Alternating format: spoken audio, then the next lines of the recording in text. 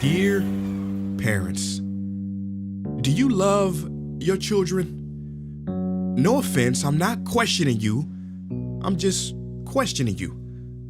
Do you love your children? I know it sounds rude to ask. I mean, all parents would say they would give their child the world, and I believe them. But parents, do you ever think about the state of that world that you're gonna leave them? Look, you work hard to provide for your family. A parent's job is never finished. I commend it.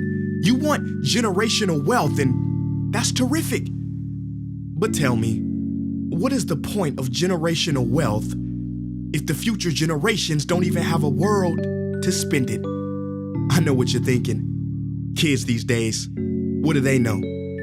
You may say we're young, we were born yesterday, and okay, you would be right. We were born yesterday.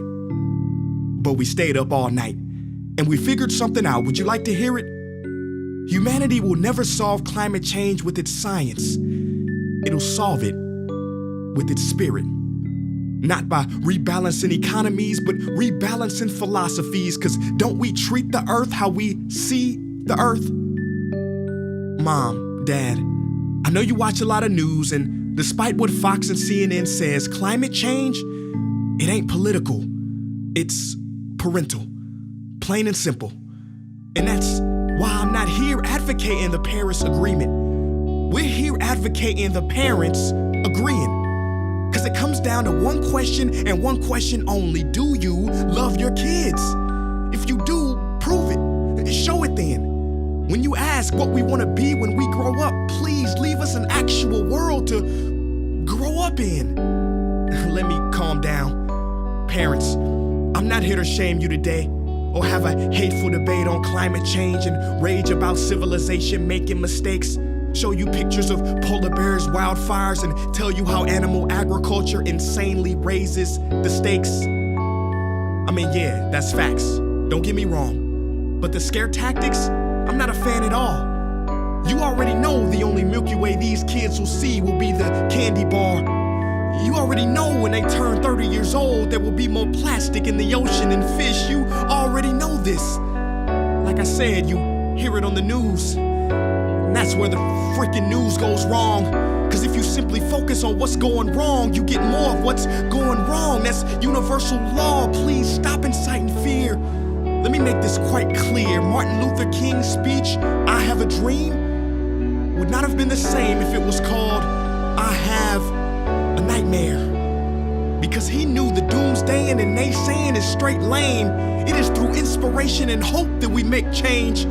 So all you environmental activists who take aim, shame, and place blame, I feel your pain, because I was the same.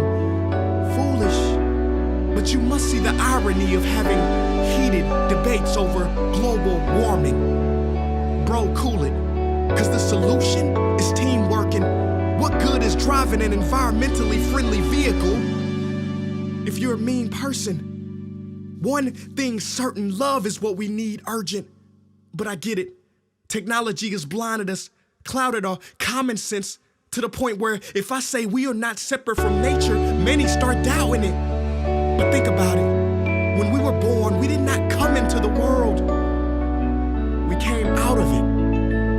We are nature. So parents, my call to action is not to recycle, but to remember.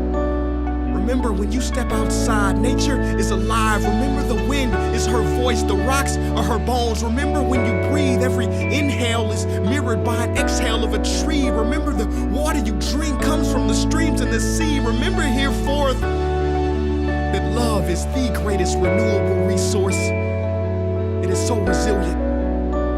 And perhaps most of all, remember us. We are 2.2 billion. And we chose you to protect our futures, not steal them. Because remember, you did not inherit this earth from your ancestors.